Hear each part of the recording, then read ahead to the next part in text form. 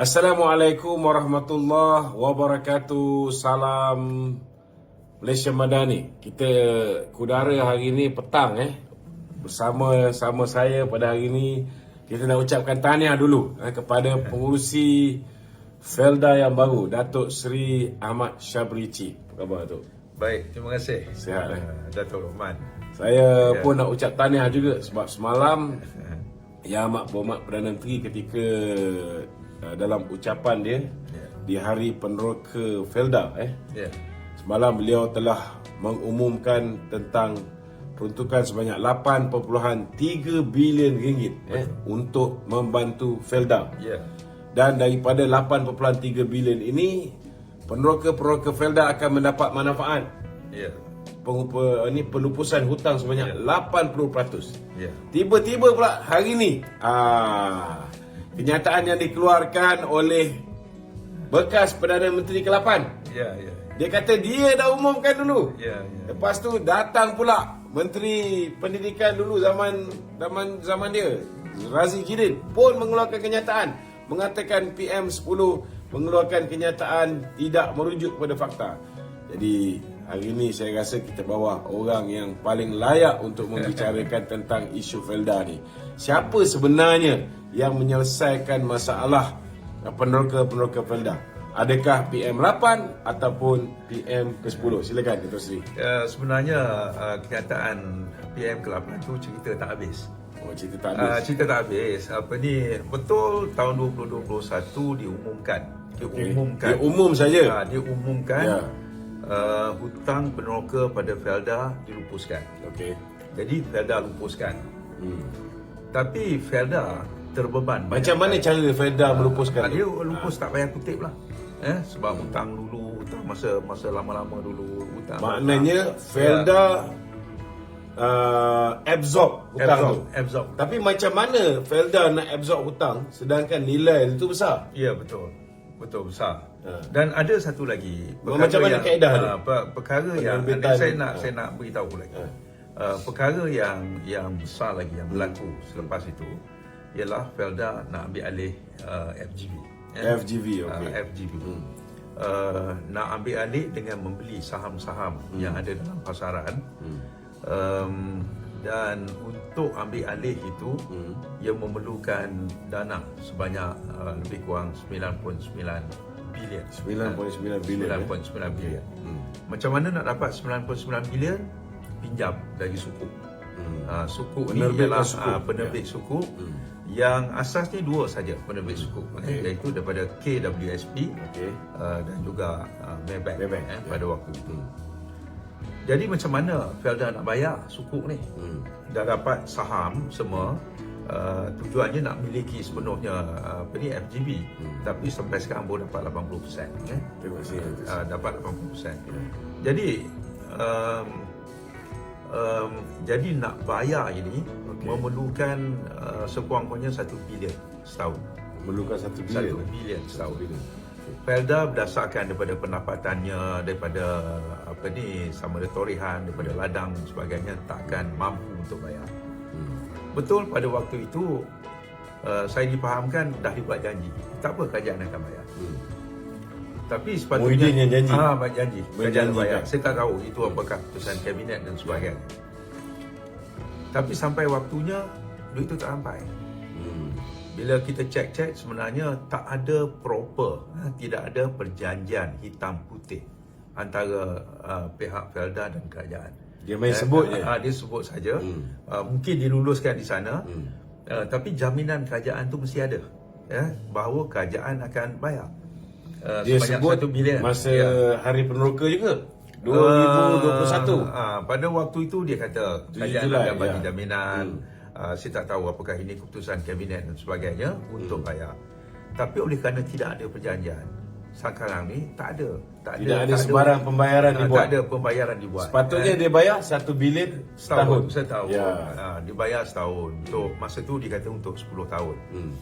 Jadi sebab itulah apabila sampai sebelum Hari Peneroka, perkara ini kita cek mana duit tu.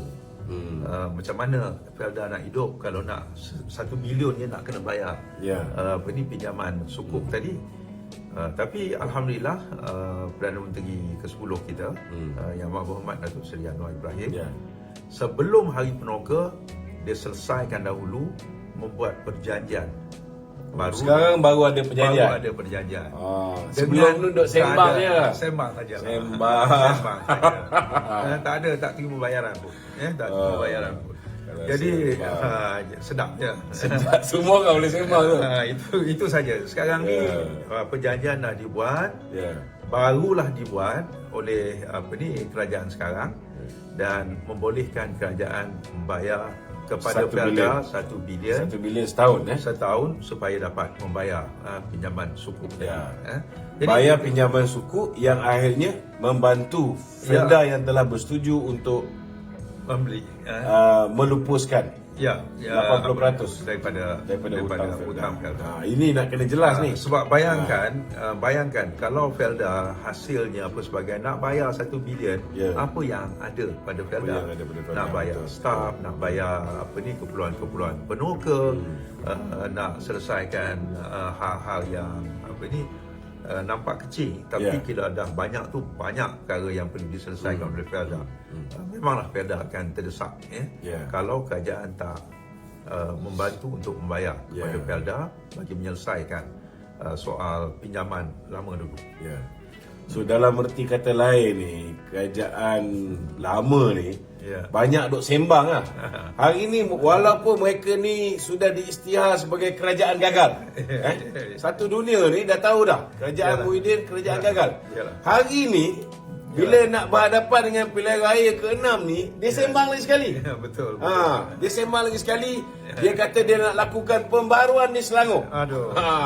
Jadi saya tertarik dengan ucapan Datuk Seri semalam ketika gelombang merah biru. Biasa Selangor ni merah kuning.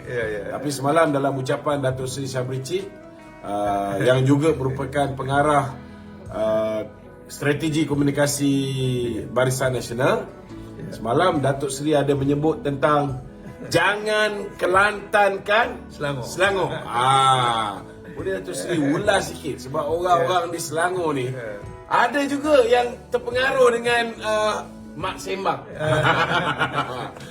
Yalah. Bila kawan-kawan dia kata Kelantan lebih baik daripada Selangor. Dia kata ikutlah cara Kelantan, ikutlah cara Terengganu. Saya malu, saya orang Terengganu pula juga. Ramai orang Terengganu, orang Kelantan datang kerja sini sebab sana tak ada kerja. Selangor banyak pekerjaan. Betul. Selangor kadang-kadang ada masalah air. Bukan tak kan banyak tempat lain pun ada masalah air. Tapi bukan sepanjang masa. Bukan sepanjang masa. 33 tahun tak selesai-selesai. Cerita Islam, ambil air semayang pun susah, nak mandi hadas pun susah, bersuci pun susah. Betul. Kerana tak selesai soal air. Tapi dia kata dia lebih baik pada Selangor. Jadi ini tak terima akal. Sebab itu kita beritahu pada kawan-kawan Selangor. Kalau masa dulu BN cakap dia nak ni, kerana BN ada rekod di Selangor. Banyak asas-asas infrastruktur yang ada dulu, yang ada sekarang ni asasnya daripada BN. Bolehlah kita cakap sikit. Walaupun kita akui sepanjang masa di bawah kerajaan Pakatan Harapan semuanya berjalan dengan baik. Okey, tapi kita rasa kita ada asas. Tapi kalau kawan-kawan dari PAS yang nak kelantankan Selangor ataupun bersatu yang tidak ada rekod dalam pentadbiran negeri ke kerajaan persekutuan yang memberangsangkan nak mengatakan dia akan bawa perubahan kepada negeri seperti Selangor, itu susah untuk diterima, tak masuk akal. Mereka mungkin bersandarkan Azmin Ali saja. Tetapi pada hakikat dan realitinya, semenjak Selangor sudah tidak lagi dikepalai oleh Azmin Ali, dari segi foreign direct investmentnya meningkat dengan mendadak.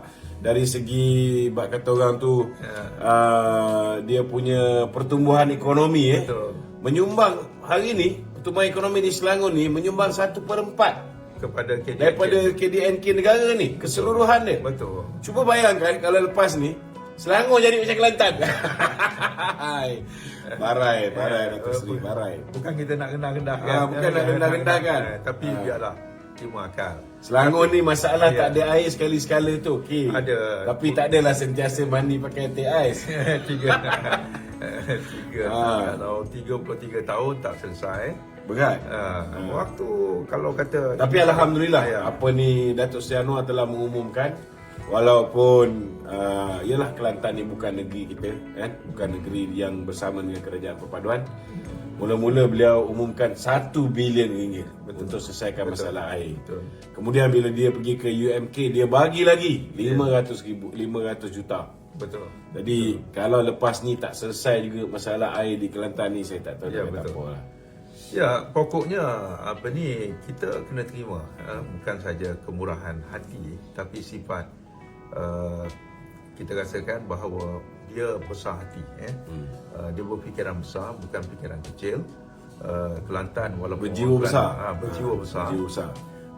Bahawa ini soal rakyat bukan soal negeri Kelantan, negeri PAS, negeri BN, negeri Bersatu ataupun negeri PH. Ini adalah rakyat. Dia Perdana Menteri Malaysia, maka ini adalah rakyat Malaysia. Tapi kalau kita tengok waktu Tan Sri Mahyudin jadi Perdana Menteri, dia tak buat macam ni. Tak ada pula dia bagi kan? Tak ada. Waktu, tapi sembang dia ada bagi sembang. Sembang ada. Waktu Sembang ada. dia letakkan baru ni Menteri Air tu daripada parti PAS. Oh ya, tak ada juga kan? Patutnya selesai lah. Tapi peluang yang ada tu, tak ada pula dia fikir nak menyelesaikan masalah air Kelantan. Nak bawa 1 bilion, 1 bilion. Yang dia fikir nak buat tambatan banjir. Itu pun ada isu Datuk Seri. Sebab bila projek tambatan banjir yang diberikan secara nego oleh Tuan Brand Tuan Man. Kemudian bila zaman Datuk Seri Anwar menjadi Perdana Menteri, dia renegotiate balik. Baru renegotiate, berbincang. Beliau telah berjaya menyelamatkan 1.8 bilion ringgit. Duit tu yang dikembalikan kepada Kelantan. Ini yang ramai tak sedar.